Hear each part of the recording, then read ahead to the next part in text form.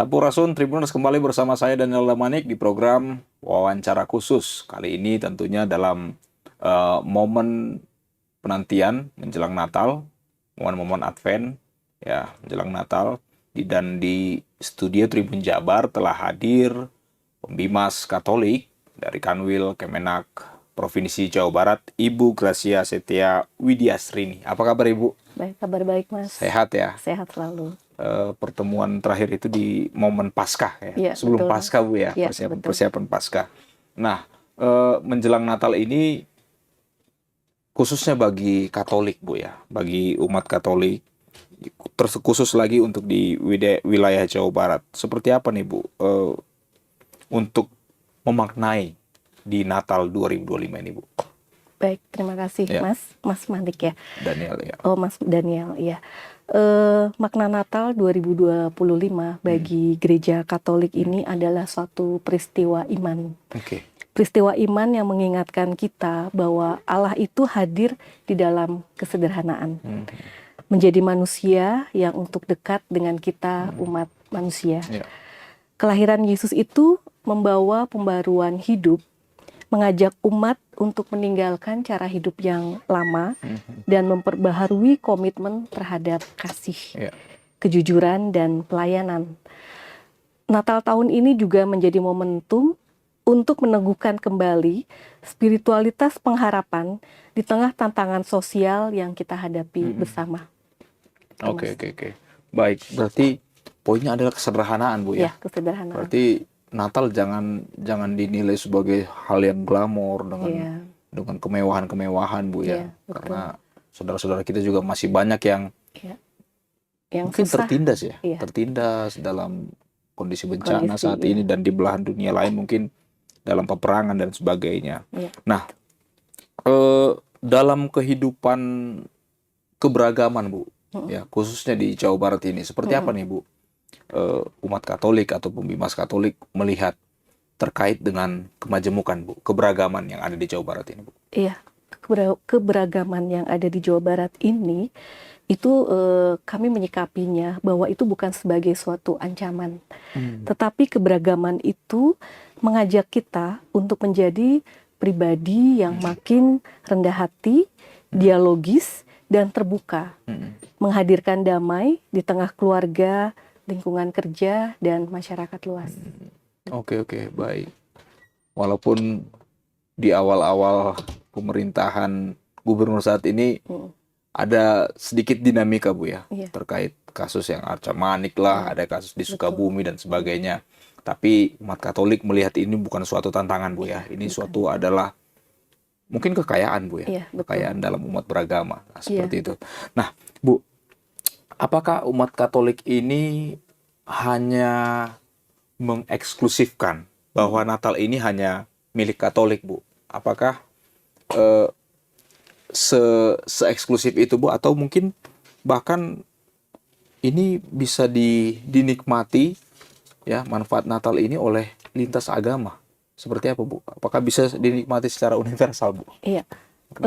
Makna Natal bagi yang disikapi bagi umat Katolik ini kan bersifat universal ya Mas ya. Berarti kalau universal itu bisa dinikmati oleh seluruh umat manusia, baik dari latar belakang agama, suku, budaya, atau apapun. Karena pesan Natal yang dibawa di dalam universal ini adalah bersifat cinta kasih, pengharapan, damai, dan solidaritas. Dan nilai ini dapat menginspirasi siapa saja yang ingin membangun masyarakat yang lebih manusiawi. Karena banyak saudara-saudara dari agama lain pun ikut menyampaikan ucapan dan dukungan. Dan ini menunjukkan bahwa Natal menjadi momen persaudaraan lintas iman. Oke, baik, persaudaraan lintas iman. Jadi bukan hanya eksklusif untuk umat Katolik saja, tapi dampaknya Bu ya, dampaknya dirasakan oleh ciptaan Tuhan lainnya, seperti itu Bu ya. Oke, baik Bu. Nah, kalau untuk pandangan Katolik nih Bu, terkait dengan momentum kelahiran Tuhan Yesus ya Bu ya, dalam menjadi teladan yang tadi Ibu sampaikan, bahwa di dalam Natal itu pasti ada cinta kasih, ada kerendahan hati, ada kesederhanaan, dan yang paling penting adalah solidaritas sesama umat Bagaimana dengan persaudaraan itu, Bu? Apa namanya?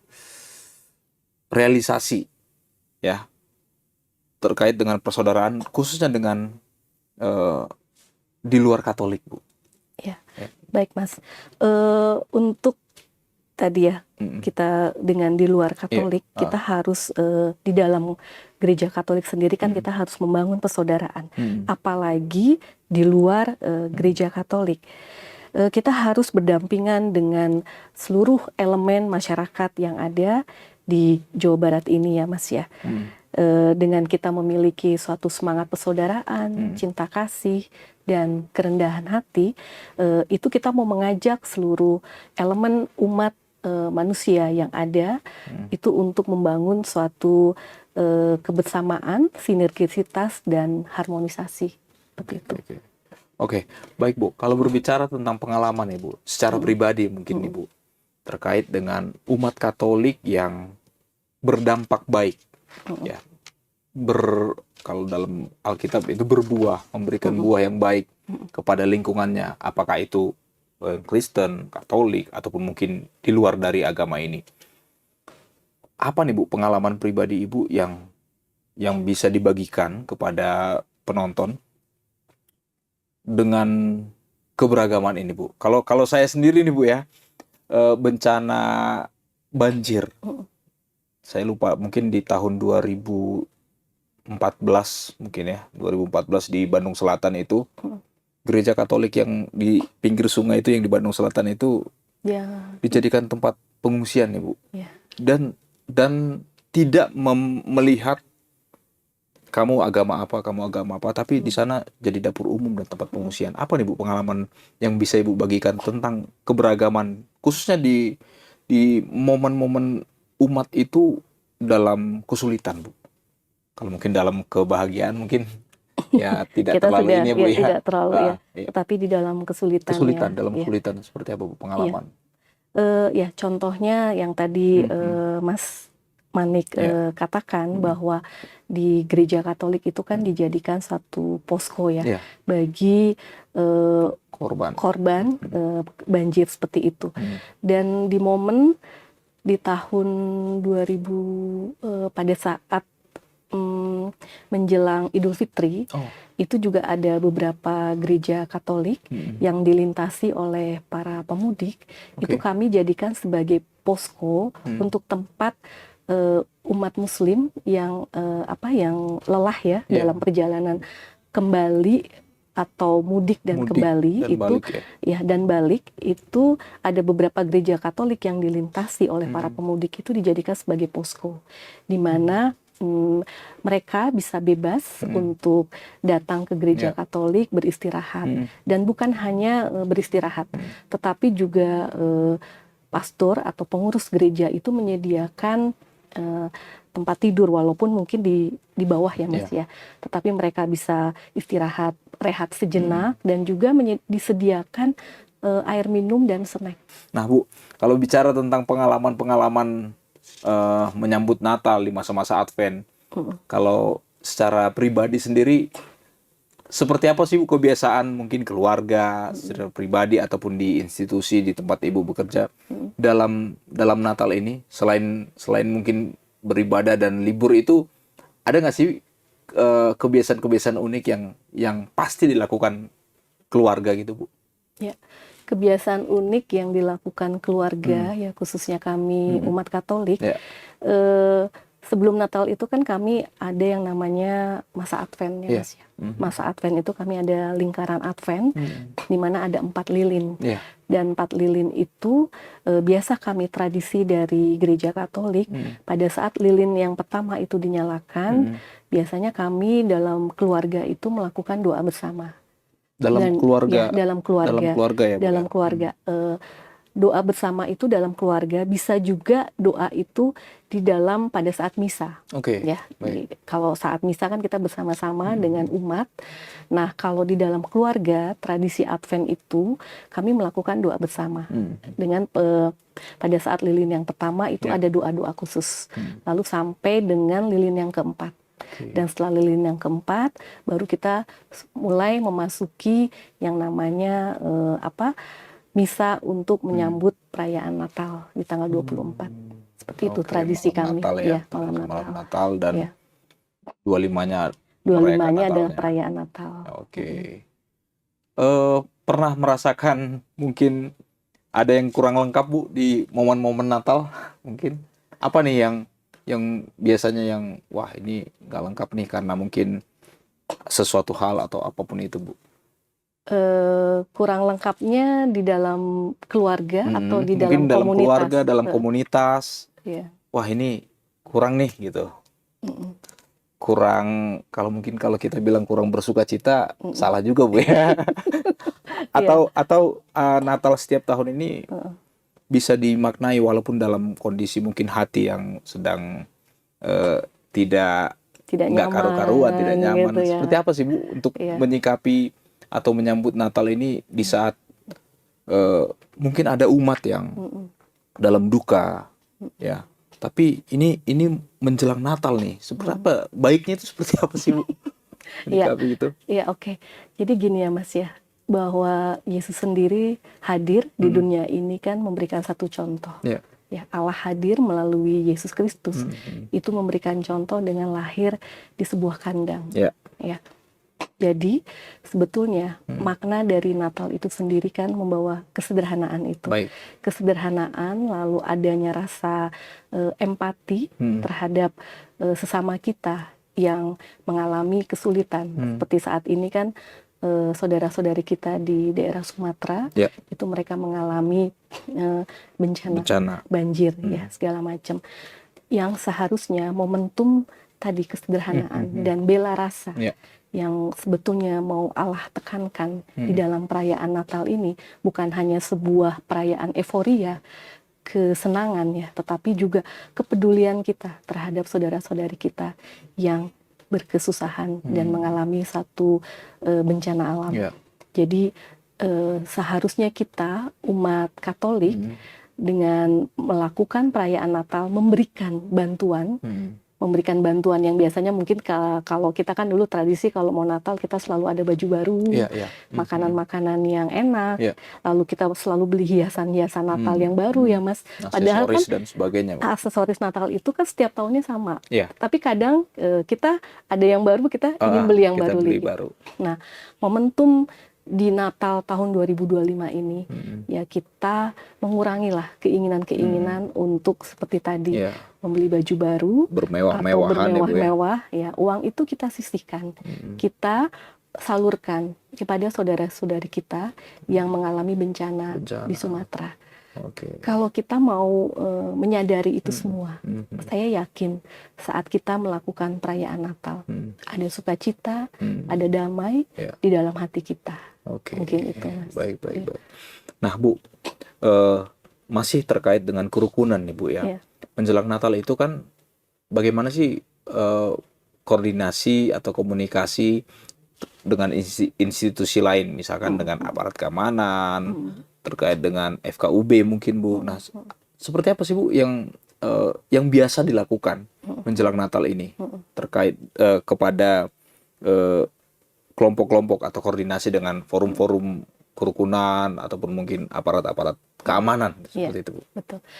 Biasanya dari pihak kepolisian itu datang ke kantor Dimas Katolik. Salah satunya biasanya mereka meminta data gereja yang ada di seputar Bandung. Ya.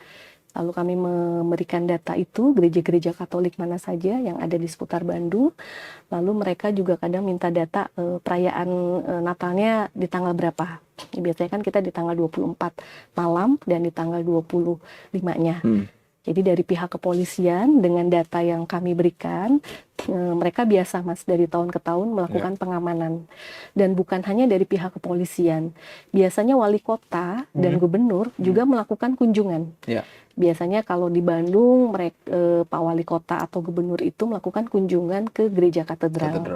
Ya, didampingi oleh Kepala Kantor Wilayah Kementerian Agama Provinsi Jawa Barat dan juga didampingi oleh kami Pembimas Katolik. Kemarin kami melakukan koordinasi karena kan terkait masalah kasus GSG Arca Manik ya. Saudara-saudari kita kan yang tidak bisa lagi ibadah di GSG, tetapi pemerintah menyediakan tempat ibadah sementara, yaitu di Padepokan Pencaksilat di Spot Jabar. Di Spot Jabar. Dan akhirnya kemarin kami sudah rapat koordinasi yang diperakasai oleh Kesbangpol Kota Bandung. Lalu di situ kami diundang dari Kementerian Agama Kanwil, dari Kota Bandung, dari Disporanya, karena kan Padepokan Pencaksilat itu berada di wilayah Dispora. Provinsi Jawa Barat. Lalu dari pihak kelurahan, kecamatan, Arca Manik, dan dari Satpol PP, itu kami diundang. Karena kan perayaan Natal teman-teman kita yang di GSG Arca Manik kan sudah tidak bisa digunakan. Dan mereka harus di Padepokan Pencaksilat. Dan ada beberapa jadwal yang biasa kami sebelum Natal kan harus ada persiapan. Nah ini dari pihak Dispora apakah siap untuk menyediakan tempat yang bukan hanya di luar tanggal 24 dan 25. Dan kemarin kami sudah berkoordinasi dan akhirnya ya kami akan dari pihak Dispora, kelurahan, kecamatan siap memfasilitasi perayaan Natal, persiapan sampai perayaan Natal dan sesudahnya di Padepokan Pencaksilat. Dan ini sudah berjalan Bu ya di Padepokan itu ya? Ibadahnya sudah berjalan tiap minggu ya? Tiap minggu beberapa bulan terakhir ini. Jadi sudah tidak lagi di GSG Arca Manik tetapi di Padepokan Pencaksilat ya. Di Spot Jabar. Di Spot Jabar. Baik. Ini informasi baru juga nih bagi beberapa penonton, bagi beberapa orang mungkin ini menjadi informasi baru ya. Dan semoga tidak mengurangi sukacita Natal Bu ya. Iya, betul. Walaupun dilakukan ibadah di Padepokan Pencaksilat yang ada di Spot Jabar. Nah Bu, ada nggak sih Bu pesan-pesan yang disampaikan oleh Menteri Agama kepada Kakanwil dan Kakanwil meneruskan ke pembimas-pembimasnya khususnya bagi umat Katolik kepada umatnya ataupun kepada pastor-pastor yang ada Bu, ada nggak sih pesan yang disampaikan Ibu? Ya, mungkin pesan yang disampaikan masih bersifat umumnya Mas ya, bahwa tetaplah menjadi pribadi yang membawa damai dan biarkanlah Yesus itu menyala kembali dengan semangat melayani, mengampuni dan membangun persaudaraan. Jadi jadikanlah Natal sebagai awal baru untuk hidup lebih dekat dengan Tuhan dan sesama. Baik. Ini yang terakhir nih Bu. Yang terakhir kita udah hampir 20 menit untuk ngobrol-ngobrol tentang Natal dari perspektif pembimas Katolik Kemenak Jawa Barat. Nah, Bu, kalau saya minta untuk merangkum nih Bu, merangkum makna Natal di tahun 2025 ini. Nah, satu kata, satu kalimat yang bisa sebagai pesan damai atau penguat khususnya bagi kerukunan umat beragama. Apa yang bisa disampaikan Bu? Iya, satu kata, Natal adalah persaudaraan. Natal adalah persaudaraan. Karena inti dari Natal itu adalah menghadirkan Allah yang menjadi saudara bagi kita dan semua umat manusia. Dari persaudaraan itu lahirlah damai, kerjasama, dan masa depan yang lebih baik bagi Jawa Barat dan Indonesia. Jawa Barat secara khusus dan Indonesia secara umum. Baik. Terima kasih Bu Gracia untuk Mas. informasi dan pesan-pesan yang disampaikan khususnya bagi umat Katolik yang ada di Jawa Barat dalam menyambut Natal di tahun 2025. Terima kasih Tribuners. Demikian saya Daniel Damanik. Sampai jumpa pada program berikutnya. Terima kasih.